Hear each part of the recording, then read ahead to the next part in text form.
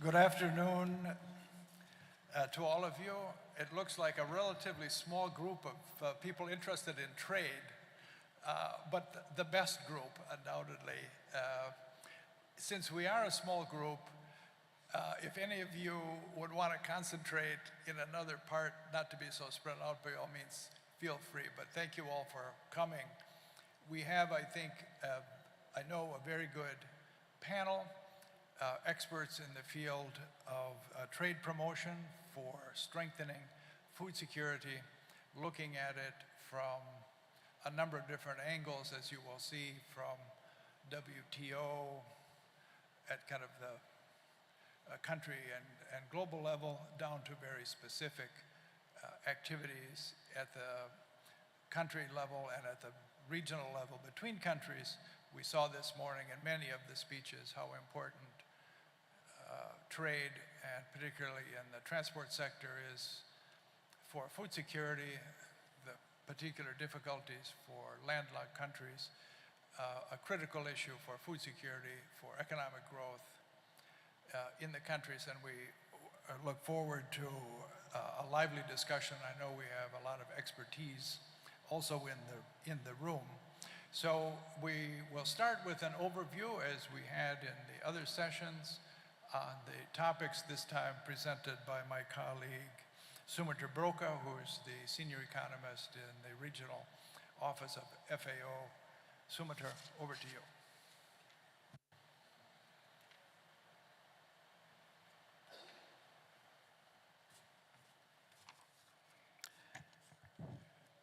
Thank you, Dan.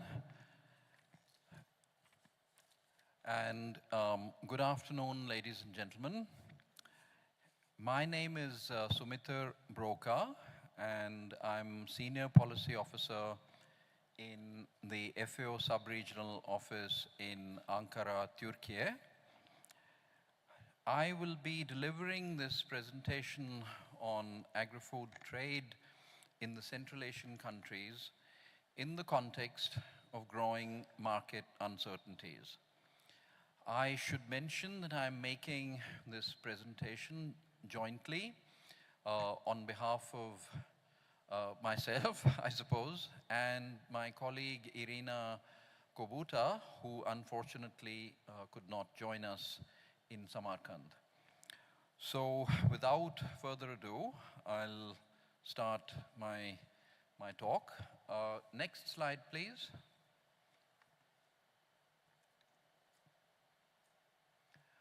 Okay, so what we are trying to understand is the context in which agri-food trade is taking place currently. And I think one of the most important points that Irina and I would like to make in this stage-setting presentation is that there's a great deal of uncertainty surrounding not only current trade, but also future trade opportunities. And that's what I'd like to get into. And we'll be focusing on Central Asia in this particular case. So the first thing that we need to understand is that domestic food price inflation is very high in the majority of countries worldwide. I mean, that's not specific to Central Asia. Okay, all over the world, food price inflation is high. There are some signs that it's coming down. Most staple food commodities, for example, have seen declines in international prices since 2022, with the exception of rice, which has been impacted by the export ban imposed by India.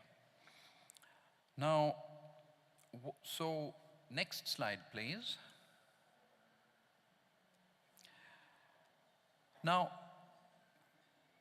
we had a major shock, especially in 2020, starting from late 2021, extending into 2022 and even early 2023. So we can look at it in two ways. Okay, the impact on food prices, which is on the left, okay? So the black line over there is the food price index. The index for oils and meals is orange colored, for grains, red, and for other foods is, well, there's the blue line. Sorry. Okay. Oh, I see. I have a clicker. Excellent. And besides this increase in food prices, we've also seen a surge in fertilizer and natural gas prices, basically due to a disruption in supply. And what makes this particularly worrisome is the fact that this can lead to problems later, 1 year down the road, because fertilizer, after all, is used to plant this year's crop, which will eventually be harvested next year. So this is the link between the present and the future. And what we are seeing is high food prices and also high fertilizer and gas prices, implying problems in the next 6 to 18 months. Now, one reason for this, for this increase, as we'll see, is not so much an increase in, how shall I put it, price pressures originating in the Central Asian countries themselves, but price pressures emanating from abroad, and in particular from Russia, because Russia has a high share in the agri-food imports of Central Asia. So as you can see, about roughly half of Central Asia's agri-food imports come from Russia, and approximately half the fertilizer imports also come from Russia, with small shares for Belarus and Ukraine. So any, how shall I put it, any price increases originating in Russia will have an impact on food prices and fertilizer prices in these countries because of the fact that there's such a large share of their imports. Now, what we see here, we are looking here at wheat flour prices in particular, and we are looking at 4 countries: Kazakhstan, Kyrgyzstan, Tajikistan, and Uzbekistan, as you can see up on the screen. And the key point we are trying to make here is that there were already inflationary pressures before the Russia-Ukraine conflict. But these inflationary trends have been exacerbated since then. So that is a major source of the pressures that these economies are facing, the conflict between Russia and Ukraine.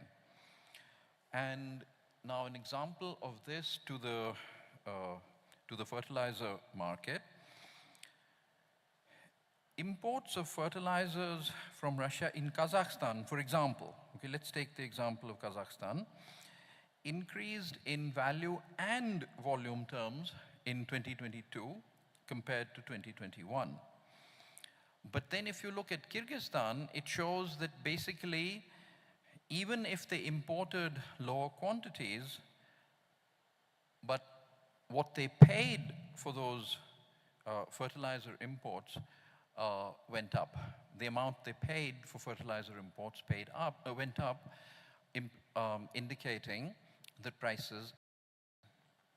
So again and again, we keep coming back to this major source of uncertainty, which is the conflict between Russia and Ukraine. And this is one of the major drivers of uncertainty. Now, is it the case that these countries simply, how shall I put it, allowed themselves to be buffeted by changes in prices coming from Russia? In some cases, no, because some Central Asian businesses did manage to display adaptability and managed to increase their agri-food exports simply because they were profitable, because food prices were rising sharply all over the world, and so there were opportunities to profit from these rising prices. And so in some cases, not all, in some cases they did manage to benefit. So for example, if you look at exports from Kazakhstan to, just a minute, no, this is the wrong slide. Sure. Wait. Oh, I'm sorry, I'll stop it. No, I'll stop, but sorry, can you please go back to this clicker?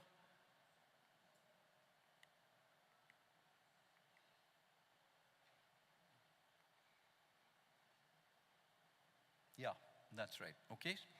So anyway, now I'll move to the next slide because we are running out of time. So let's look at policy responses in these countries on trade liberalization, export restrictions, and domestic support. Okay, so for example, just to take one example, to support supplies of essential staples, Uzbekistan lifted import duties on wheat flour, vegetable oils, and other products in January 2022. As regards export restrictions, Kazakhstan introduced quotas for wheat and wheat flour exports, which were later suspended, but then in the meantime, they had an impact on prices. In terms of domestic support, an example would be Kyrgyzstan, which in March 2022 allocated 8 billion soms for food purchases.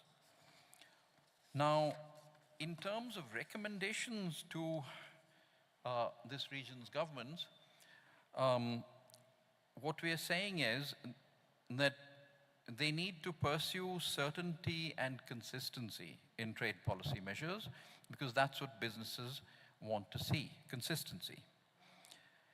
And in particular, they need to improve the management of public food reserves. They need to strengthen support to vulnerable groups. They need more public-private dialogue, okay, between the government and the private sector. There needs to be much stronger regional cooperation and cross-border trade. And trade facilitation is absolutely essential, and that will be the topic of the next two speakers. They will be talking about trade facilitation measures. Thank you very much.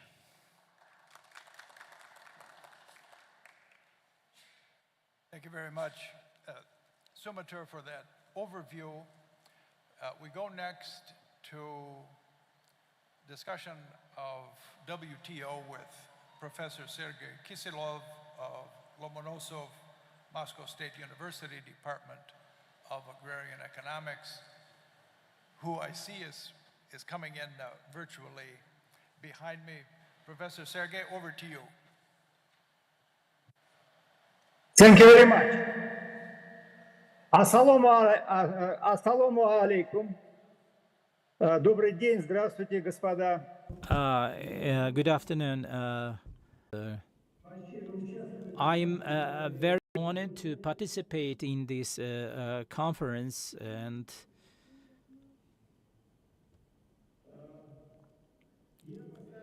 I will do my best to be short in my presentation.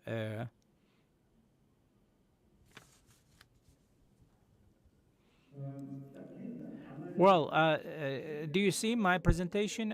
First of all, I would like to give you a short overview about the importance of the food security. I think I should point out that within the framework of the sessions on climate change impact on food security and on sustainable development goals set up by the United Nations, and the speakers actually covered some of these important issues in previous sessions. Of course, there are many important issues about well-being and well of the population, and here the main factor is, of course, those factors impacting food security. The the importance of the food sector also is important in many developing countries. Also, since 2008, G7 countries, at that time it was G8 countries, there for the first time in Kayaka Island in Japan, Hokkaido, they first started discussing the problems of food security, and it was initiative of Russian Federation. I'm speaking about it because I was an expert who worked on the preparation of this event, and the WHO, of course, pays a great attention to this issue, and on the developing of agricultural sector, there were some concrete issues which focus on the food security. And the last moment I would like to mention, and that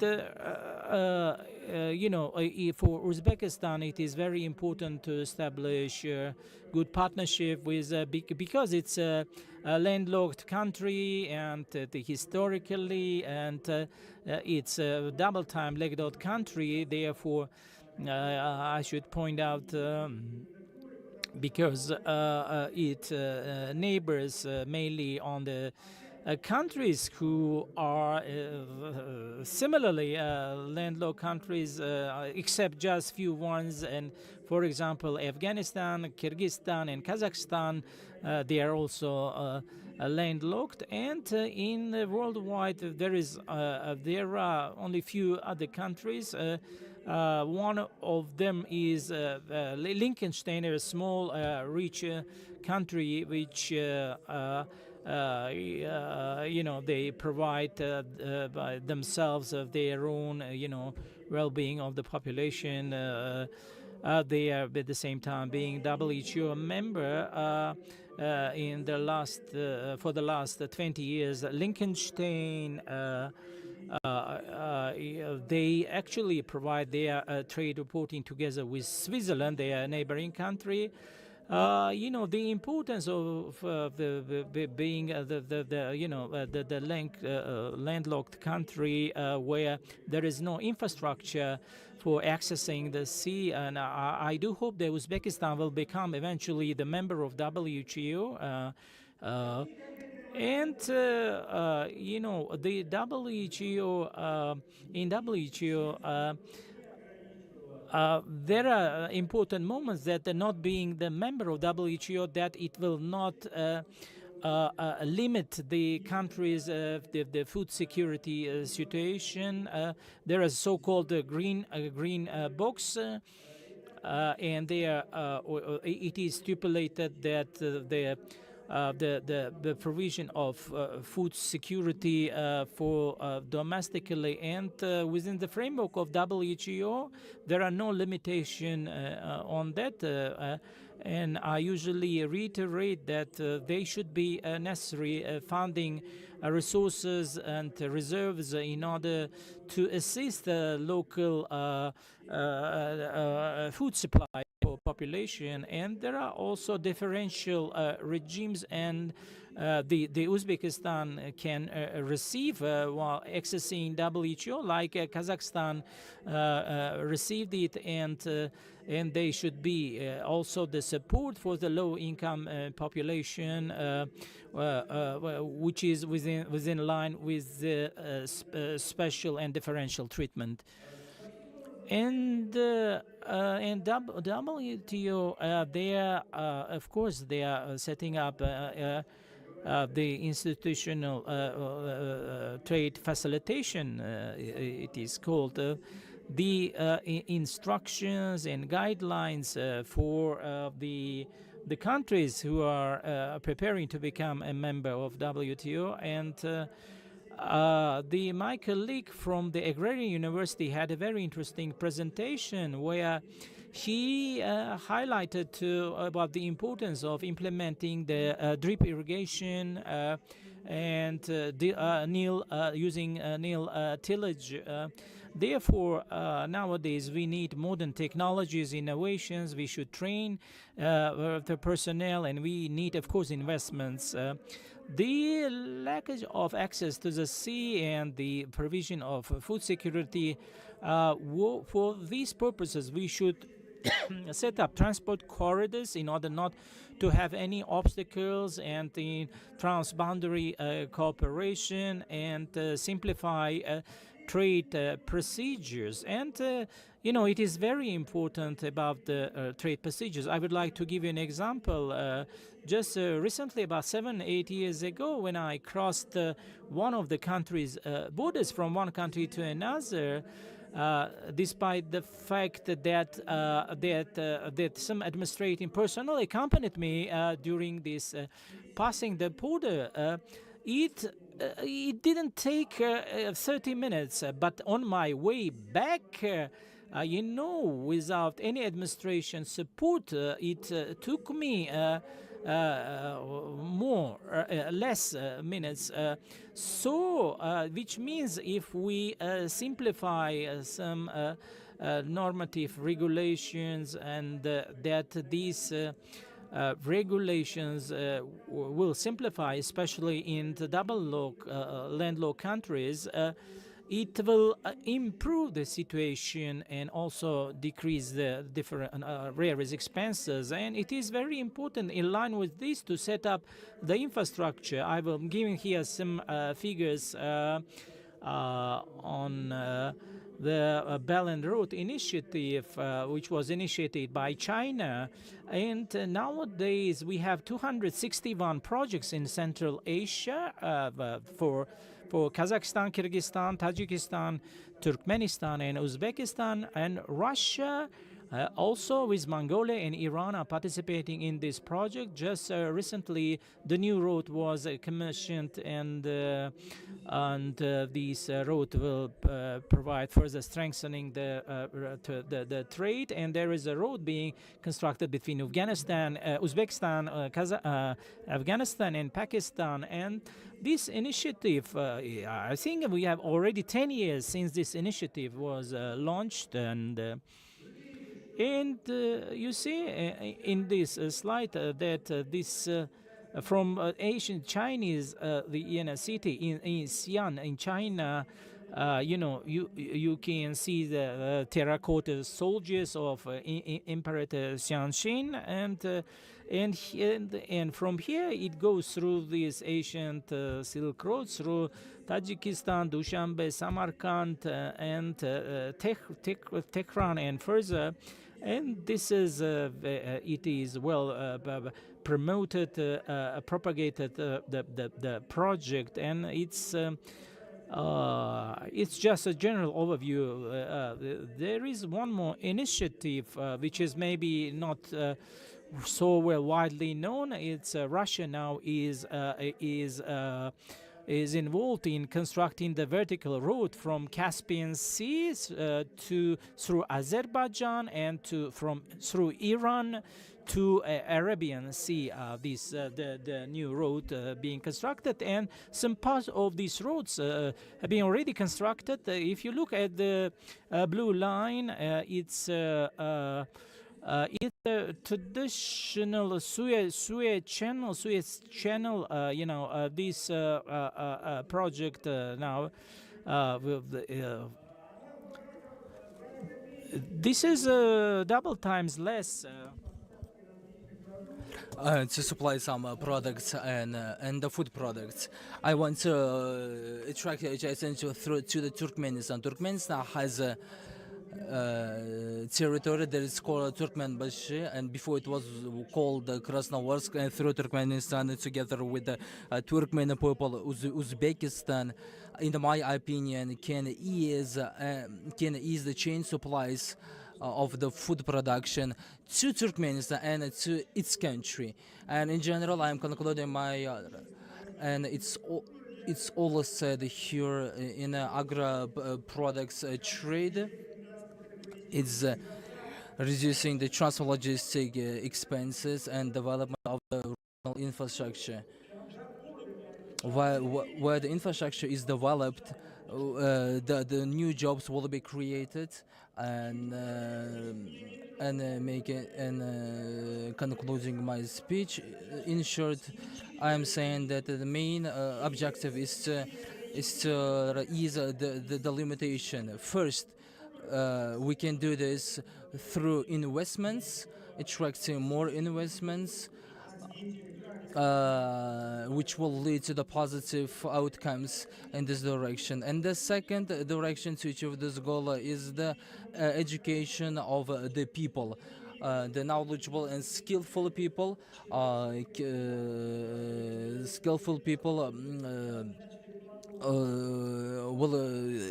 add their value to this common goal. And I would like to conclude my speech on this note, and thank you for your attention. If you have any questions, I will answer them. If you had time, we could discuss with our colleagues here and a lot and add more information here.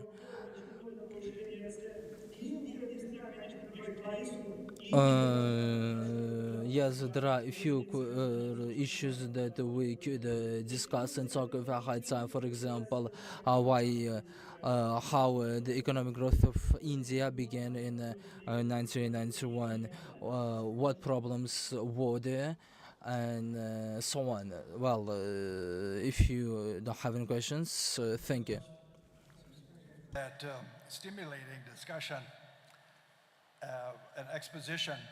We go now to Zulfiya Karimova from Asian Development Bank, CAREC program, to talk on more specifically on trade facilitation.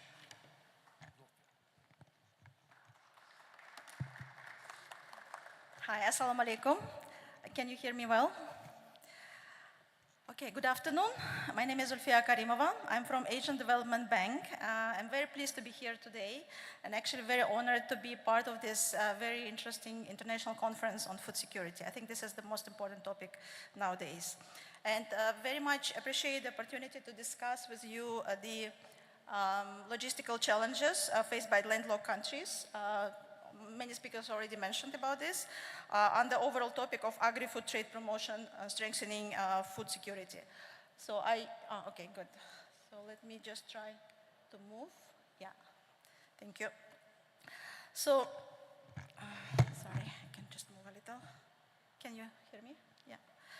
Okay, so agri-food trade can have both positive and adverse impacts on food security. Notably, it can enhance food security by increasing income of the producers of agri-food products, including farmers. It also help to attract foreign direct investment, FDI, also bring know-how, new technologies into the production, storage, and transportation of agri-food products.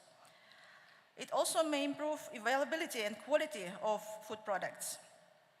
However, it can also reduce and increase variability of food supplies and food prices. Heavy dependence of imports of staple food products may create significant risk to food security. But the good news here is that well-designed policies can enable countries to reap the benefits of participation in agri-food trade while reducing or containing the attendance risks. Landlocked developing countries, such as Uzbekistan, face formidable challenges in engaging in agri-food trade. So these include relatively high transport costs and transport times, which raise transport and trade costs significantly, especially for perishable and other time-sensitive goods. Prevalence of small farms, which cannot in general meet the requirements of large buyers like big supermarkets, chains, and so on, with respect to the both quality and quantity of products, and also stability of the supplies.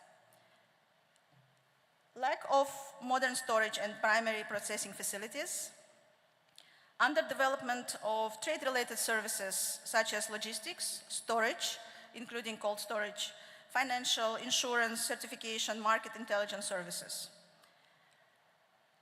Also, the challenge is weak food safety systems. High barriers in import of agri-food products in many countries, especially developed countries. And on top of it, there are external shocks which have been already mentioned, such as COVID-19 pandemic, the war in Ukraine. Those pose threats to food security, disrupting agri-food supply chains, affecting availability and price of inputs into agri-food production. This includes supply of fertilizers, seeds, and others. So this forced governments to reconsider food security in terms of resilience and reliability of supply chains and import dependence. So just very briefly, I think it's okay. This data shows time and cost for clearance of agri-food products at the border crossing points, comparing data of 2018 and 2022, and shows visible improvements. And I want to congratulate the government of Uzbekistan, especially because of the implementation of risk-based SPS, sanitary phytosanitary inspections. Uzbekistan made very significant progress in decreasing time and cost of customs clearance. Of course, there is much to do still. A lot of it needs to be done, but the trend is positive, and its overall direction seems to be the right one. So ADB recently has conducted a study on transit trade facilitation covering 3 countries, Azerbaijan, Kazakhstan, and Uzbekistan. As you know, they are very important transit countries for each other, but also for other countries. So the results of this study suggest that all 3 countries have made considerable progress in facilitating transit trade in recent years. Nonetheless, much remains to be done. For instance, in Uzbekistan, time spent at border crossing point, or BCP, decreased, and the speed of transit increased for road transit shipment between 2018 and 2022. However, the average speed in motion has decreased considerably, and due to the poor condition of some roads used for the transit shipments. This says that infrastructure is very important. So, the trade facilitation measures for landlocked countries can include continued development of single window, electronic documentation submission and processing to reduce transaction cost, which is time, money, bureaucracy. The Authorized Economic Operator Program, AEO, and similar trader schemes can be considered and further integrated into the system of electronic processing of data, and this would improve also experience as long as the implementation increases. So on transit specifically, we can promote further development of tier, especially now electronic tier, which has been recently developed. And first shipment, for example, under the tier system reached Uzbekistan from Pakistan within 48 hours back in 2021. And this trend continues. So Uzbekistan has engaged with Kazakhstan back in 2020, Azerbaijan this year to pilot test and implement electronic tier. And adoption of CADS, CADS stands for CAREC Advanced Transit System, provides efficient options for the traders and also complements other ADB efforts and other donors and development partners to improve border crossing points, processes, and procedures. So again, this is a very extensive topic, but let me summarize just in a few bullet points what the benefits the what is the potential benefits of WTO accession. As you know, Uzbekistan is making a lot of efforts to access the WTO. So in our view, the membership in WTO, World Trade Organization, will really boost exports of agri-food products by providing better access to the markets in other countries, making legal and regulatory environment much more predictable, promoting harmonization of national sanitary and phytosanitary standards and technical regulations within international standards, promoting trade facilitation, which also mentioned earlier. This includes facilitation of trade, especially on the agri-food products, and stimulating foreign direct investment inflows into production, storage, transportation of agri-food products. And it also may improve availability and also affordability of trade-related services, such as transportation, storage, financial insurance, and so on.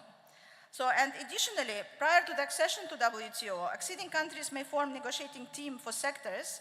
I think this was also touched upon on agriculture and subsectors, on agriculture tariff, for example, to push for their national interest, to protect their own national interest, and expand market access for exports. And going on the side of regional economic cooperation, we see a lot of also potential benefits. It can help increase benefits from agri-food trade and reduce the attendance risk, because it's especially important for landlocked countries, and Uzbekistan is double landlocked countries.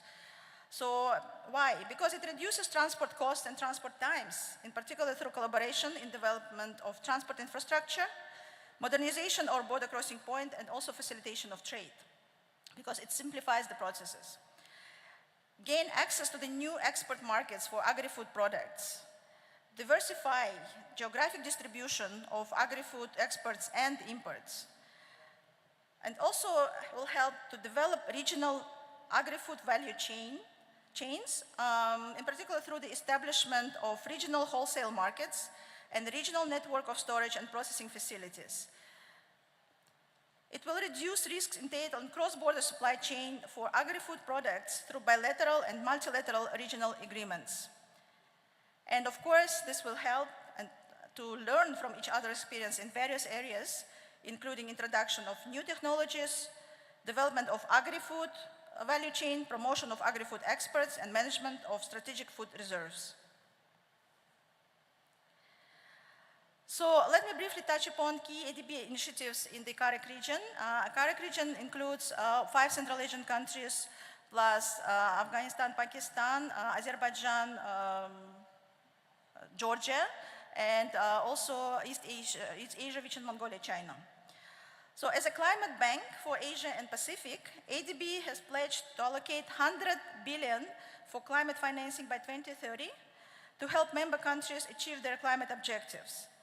And ADB has also implemented its comprehensive plan to provide at least 14 billion over 2022 to 2025 to improve long-term food security by strengthening food systems against the impact of climate change and biodiversity loss, along with extensive trade facilitation initiatives. So in November 2022, last year, the Ministerial Conference of Central Asia Regional Economic Cooperation, or CAREC, endorsed cooperation framework for agricultural development and food security in the CAREC region. The framework aims to increase regional cooperation among CAREC countries in agricultural development and food security. So harnessing of international trade in food products and strengthening food security information sharing in the thematic focus areas. And this includes modernization of agriculture, strengthening policy framework, development of food value chains, and others. So the priority actions under the framework include modernization of border crossing points, introduction of electronic phytosanitary veterinary certificates, establishing of regional online market information system for agri-food products.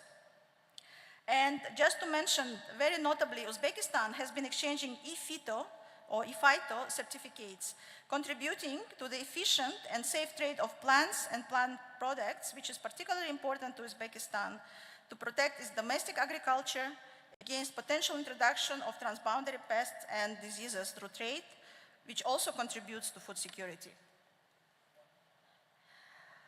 So just very briefly, to mention about CATS, which I already mentioned earlier, this is the regional customs transit system. We call it CAREC Advanced Transit System, or Information Common Exchange, or CATS in short.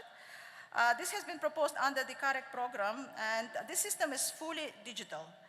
It permits very comprehensive customs guarantee, so it's risk-based, tailored to the needs of small and medium traders, which is very relevant for countries like Uzbekistan, and also transport operators. It can significantly facilitate regional trade, including trade in agri-food products. 4 countries so far, including Uzbekistan, this is Azerbaijan, Georgia, and Turkmenistan, are now collaborating to establish a test phase, or test of concept as we call it, on the CATS, in the view to expand it to other CAREC countries. We expect that countries like Kazakhstan, Pakistan, and many other countries will join going forward. So this is very short. Thank you very much. I might hold the time. I'm happy to respond to your questions. Thank you.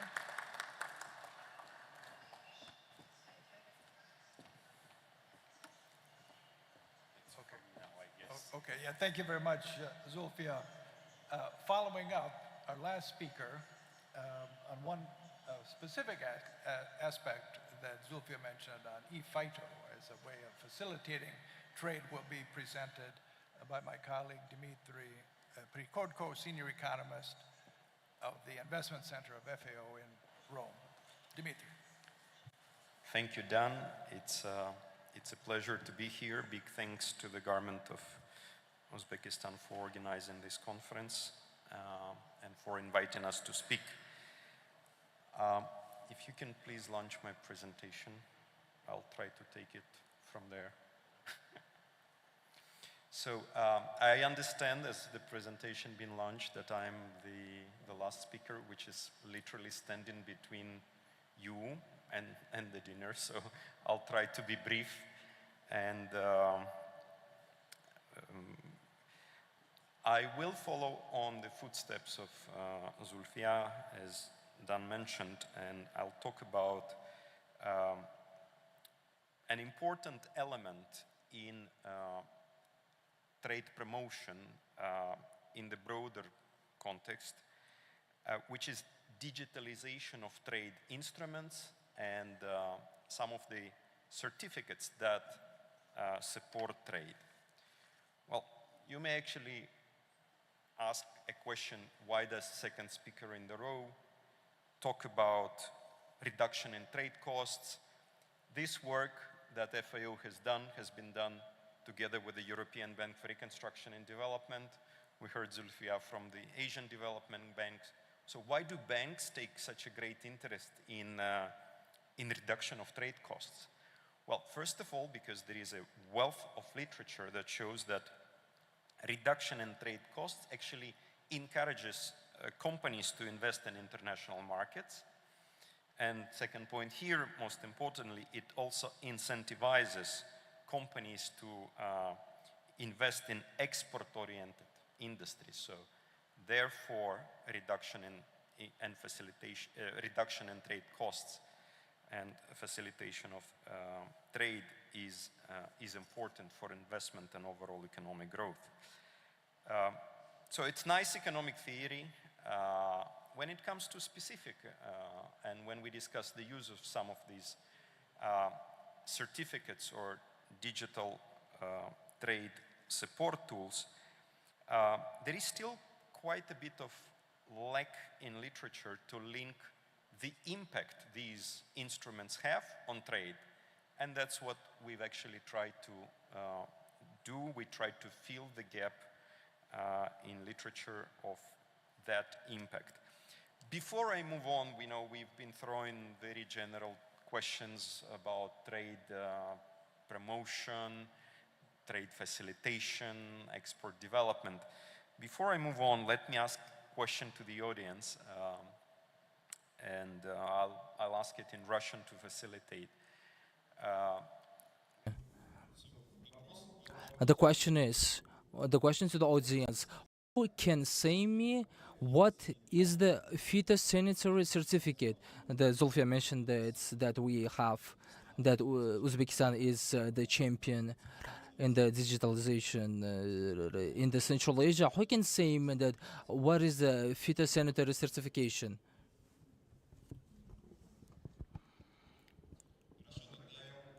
I don't see volunteers. Let me simplify the question. Which country issues a phytosanitary certificate? Exporter or importer country?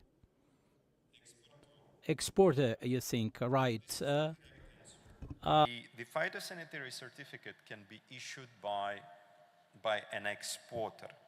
And in fact, there is a whole discipline how this happens. The phytosanitary certificates are issued in line with the International Standard for Phytosanitary Measures number 12. It is the standard of the International Plant Protection Convention, the secretariat of which is hosted by the Food and Agriculture Organization of the United Nations. And the International Plant Protection Convention, in its turn, is recognized by in WTO's agreement on the application of sanitary and phytosanitary measures as an international standard setting body. So there is a discipline of how countries issue export phytosanitary certificates. And FAO, in cooperation with a number of institutions, and of course the Secretariat of the International Plant Protection Convention, in 2017 launched the system of exchange of the phytosanitary certificates in electronic form. So exporting country could send an electronic certificate, and instead of that certificate traveling with the cargo, it would be instantly received by the importing country by the competent phytosanitary authority. So the first ever exchange of electronic phytosanitary certificates took place between Argentina and the United States, and it took place in December 2017. And honestly, before the COVID pandemic hit, the adoption of this very important digital instrument to support trade, actually it's an instrument without which trade cannot even happen, because phytosanitary certificates are mandatory. So the adoption of this instrument has been quite slow until 2020. Everyone knows what happened in 2020. With the COVID hitting the global economy, the adoption in the use of electronic phytosanitary certificates surged almost threefold. So the number of certificates exchanged increased from roughly 20,000 certificates per month to nearly 80,000 certificates per month. So, so unfortunately, but COVID pandemic gave this boost to the exchange in electronic phytosanitary certificates.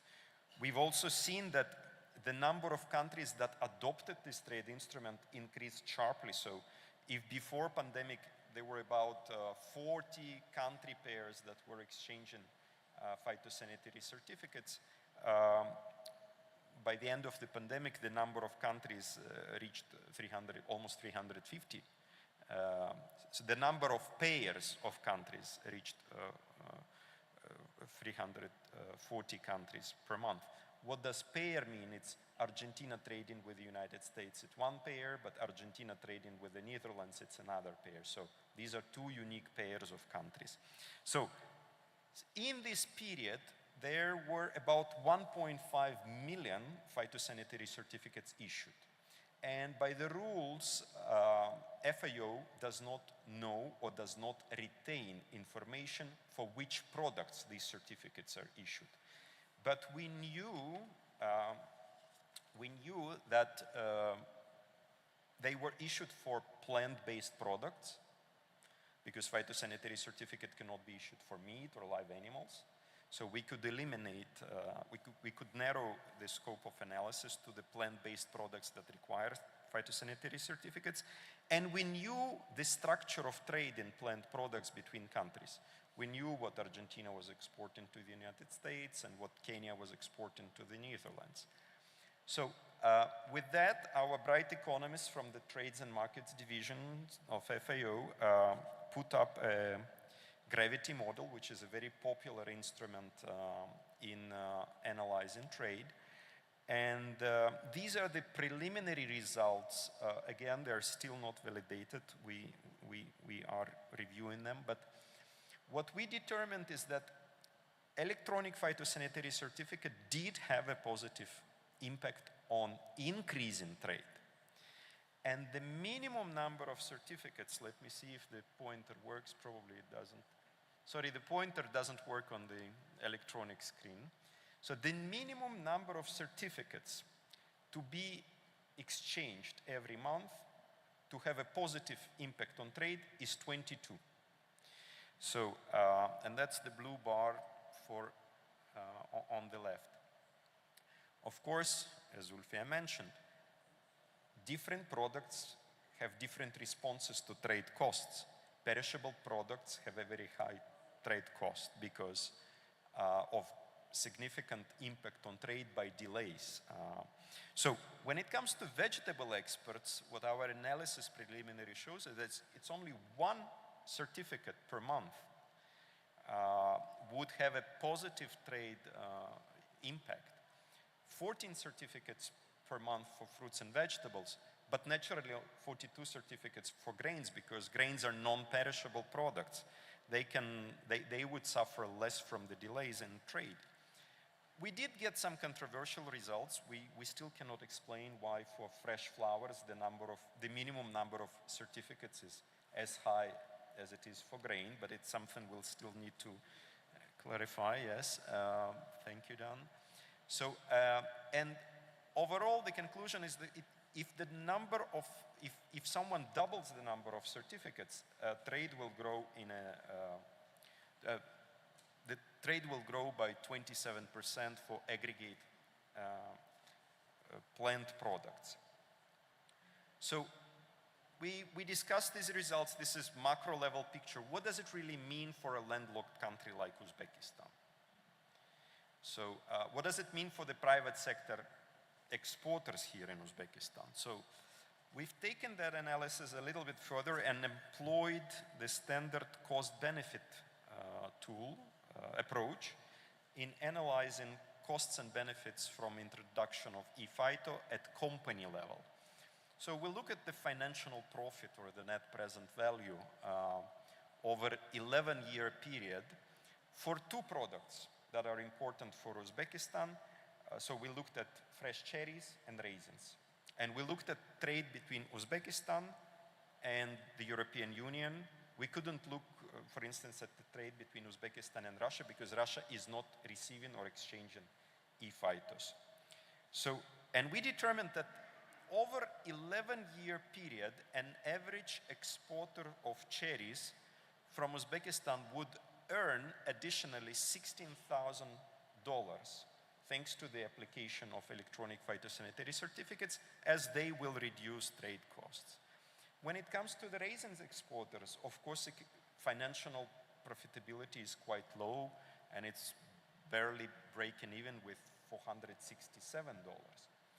But if we add to these results the economic benefits due to the reduction of emissions, waiting times, and if we employ the standard unit cost that the World Bank suggests us to use, which is $42 per 1 ton of CO2 emissions, that's the lower bound valuation, and $84 per ton, the upper bound valuation, we will see that the economic benefits per exporter will increase considerably. So there is good case to adopt phytosanitary certificates at both public and private perspective.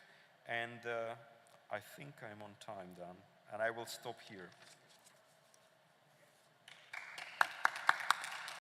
Thank you very much, Dimitri. And as Zulfia said, Uzbekistan is one of the early adopters of e-phyto with good results for the reasons that Dimitri mentioned. So our time is almost up, but there is time for at least one or two comments or questions from the floor to the panelists, or a comment on the issues raised if anyone has a question. Yes, please. In the second row, if we get the microphone. Thank you very much. My name is Kamil Janakramov. I am Senior Research Fellow at International Food Policy Research Institute, Washington. And my question to Zulfia Karimova, you mentioned trade leads to higher variability of food prices. That's, I think, very controversial. And do you have rigorous research-based evidence on that? Do you? Okay. I guess the mic is. Okay. Can you hear? No? Okay. Yeah. My question is about impact of trade on higher variability of prices. So is that based on true rigorous research evidence, or that's just, can you explain more? Because lack of trade may lead to that, or trade bottlenecks may lead to that. But trade itself, how, that's actually puzzling. Thank you. I don't know. Oh, okay. Can you hear me? No, I didn't say the trade actually is not helping. I mean, what I mentioned that the dependence on imports, and this is import is also trade, may put some risks because the prices are going up, as you know, and there are a lot of factors to consider, sometimes external, sometimes internal. So this dependence on this, especially for the staple products, this may create additional pressure and also put additional risks for the trade. So this is why the food security is so important. The policies, how you, from one side, protect, there is a balance. From one side, you should protect the national interest and some kind of interdependency of those food products. At the same time, you really need to stimulate trade because you need to help your exporters, you have to do trade and so on, and this is why you really need to facilitate or simplify trade regimes and so on. So this is about the risks, this is about the policies. So the trade, of course, it's always good for the country. Nobody is questioning this, there's no controversy. At least this is how I see it. So, but at the same time, we have to be also very cautious because certain products, and this is what we're talking about food security per se. So food, certain staple products, if you're depending too much, if you're importing them and the prices are going up, then you're putting your economy under the risk. This is what I meant. I don't know if this clarifies your question.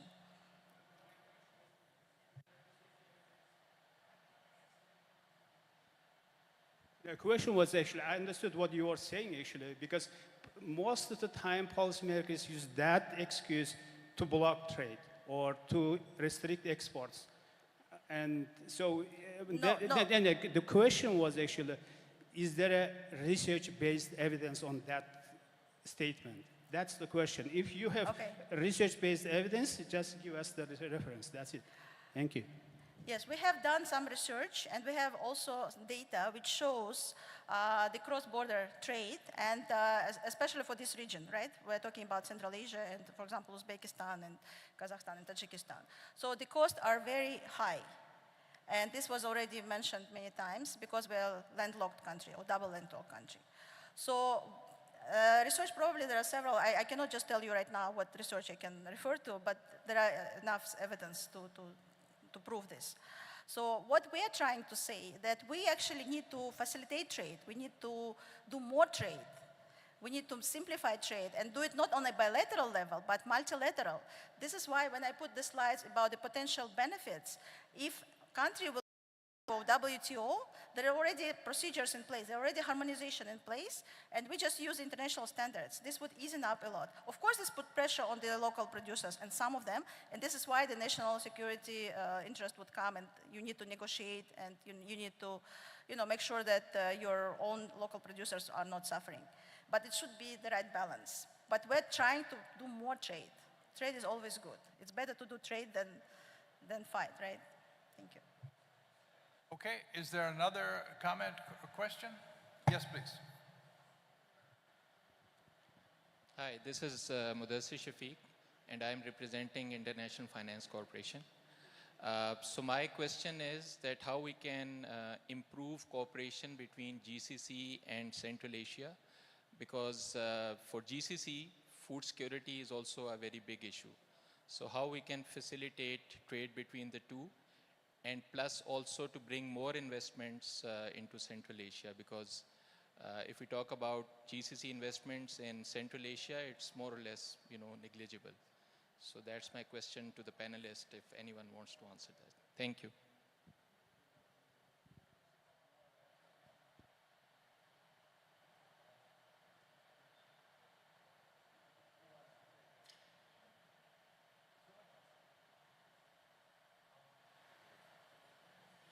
Is it working?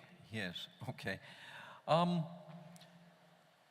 See, I'm not sure that we can respond adequately to this specific question between the Gulf Cooperation Council and Central Asia. But if you remember the slides that Professor Kiselev put up when he was making his presentation, we can say that there is scope for increasing trade between the GCC and Central Asia, yes. But the issue still remains, overland trade, especially when you're talking about bulk commodities, is always much more expensive than seaborne trade. That's unavoidable. In fact, I'm trying to remember this piece of research done by Gary Purcell at the World Bank, which showed that it's cheaper to ship 1 ton of wheat from the Gulf of Mexico to Mumbai in India than it is to ship 1 ton of wheat from Punjab in the north to Mumbai. Because that wheat is moved overland, here it's shipped by sea. So, and the distance is much greater. So we can, I think, particularly when referring to, when using the sort of instruments that Zulfia referred to, which Dimitri referred to, we can, and pursuing WTO membership. But again, it will not be specifically for the Gulf Cooperation Council. That will be a byproduct. I mean, if trade is made easier, if trade infrastructure is developed, if, for example, digital instruments are better developed, if Uzbekistan joins the WTO, then you should expect to see a general increase in trade. But it will not be specific to the Gulf Cooperation Council, right? Can you hear me? Yeah, so my question was primarily because, GCC, they are already investing in Eastern Europe, Estonia, Serbia, for their food security, even Canada and, Australia. And Central Asia being closer to them, and, Kazakhstan has huge land. So, so if you bring FDI into Central Asia, this can actually reduce the cost, provided you mentioned about, all these regulations and border trade, etc. So that can be a win-win situation for both GCC and for Central Asia. So that was, so it's not primarily trade, but bringing more FDI, because they want to secure their food security also. So that's one of the questions. Thank you. Oh, sorry, Dimitri, please. Works? Yes, it does. I'll just answer very quickly in 2 points. First, it's about protection of investment. So it's the rule of law to have investment protected. Is that you mentioned probably have a better protection of investment than Central Asia. Second, GCC is interested in securing supplies. And here, it's again about the rule-based system where this can be assured. With my experience, and I have worked here in the region since 2008, no country will blink an eye to impose an export restriction. GCC or no GCC. I can say the same about some of the countries you mentioned. So even in Europe and Balkans, during the COVID pandemic, we've seen exports being restricted. And I talk about the staple products that GCC is so much interested for. So there is a long way to go there, I would say, in any region. Okay, Yes, indeed. You may, I mean, right now, India has imposed a ban on the export of non-basmati rice. And again, this is going back to 2008. You know, a number of countries did that. You know, even Vietnam, for example, which is a major exporter of rice. So Dimitri's point is absolutely crucial. If there is a genuine food crisis, no country will hesitate to impose an export ban. So one has to ask, then is it really worthwhile to try to secure your food supplies that way? Okay, I think we have time for one more if it's short.